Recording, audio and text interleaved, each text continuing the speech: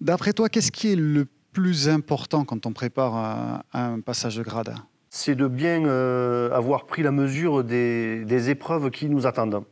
En se disant bien que même si on pratique depuis un certain nombre d'années, le fait de présenter un examen n'est jamais une chose facile, quoi. C'est pas quelque chose de naturel, c'est pas quelque chose qu'on a l'habitude de faire. Même si on passe plusieurs grades dans une pratique, dans une vie de pratiquant, le temps augmente d'un grade à l'autre à mesure qu'on avance. Donc on ne peut pas dire qu'on en prenne l'habitude. Et il y a le paramètre de l'âge, parce qu'on est tous concernés à quelque âge que ce soit, par un passage de grade lorsqu'on s'est fixé l'objectif, de l'âge de 14 ans jusqu'à, j'allais dire de 7 à 77 ans, mais non. On ne peut pas passer une ceinture noire avant 14 ans, et on peut en passer jusqu'à... Il n'y a pas de limite, hein. Je crois avoir vu des candidats passer des grades à plus de 70 ans et réussir.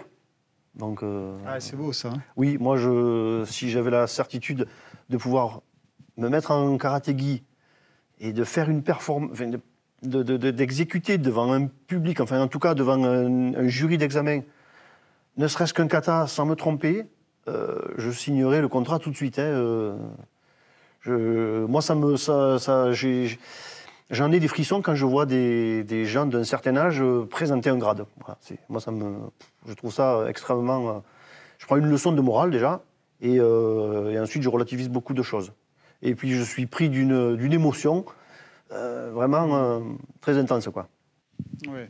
C'est de pouvoir pratiquer le plus longtemps possible. Voilà. Ça prouve qu'on peut pratiquer très longtemps, et puis qu'il n'y a pas de limite. Les seules limites, ce sont celles qu'on se fixe. Je crois que c'est pas moi qui l'ai dit, ça. Mais je pourrais pas dire qui l'a dit. Mais c'est celle qu'on se fixe. Si on a décidé de pratiquer pour son propre plaisir, admettons, soit, c'est très bien. Mais si en plus, dans cette pratique-là, on se fixe un objectif à un âge avancé de passer un grade, alors là, je trouve ça admirable. Je trouve ça profondément admirable, quoi. Oui. Ça force le respect.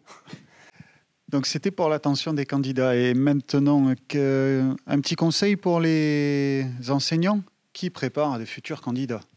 Le conseil que je pourrais donner, je pense que c'est un rappel, mais soyez patient et ne pas vouloir obstinément que son élève ceinture marron soit rapidement ceinture noire. La patience, c'est dans le sens où il faut lui laisser le temps de s'en occuper, parce que ça demande du temps, et se donner le temps de le préparer.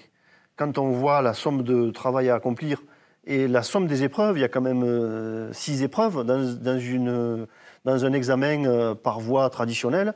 C'est 6 épreuves qu'il faut accomplir et qu'il faut réussir. Ça demande du travail. On ne peut pas arriver à aucune des épreuves sans avoir travaillé. Ou alors on en paie le prix à un moment donné. Voilà. Donc je répète aux professeurs de ne pas être pressés. On a tous envie d'avoir des élèves ceinture noire et de les voir réussir, mais ça ne doit pas se faire à tout prix et à n'importe quel prix. Ouais, patience et persévérance. Et c'est ça, voilà. Donc il faut du courage. Il faut du courage, surtout pour le candidat, et de la patience et le goût du travail quand même pour le professeur, parce que c'est vraiment un travail, quoi.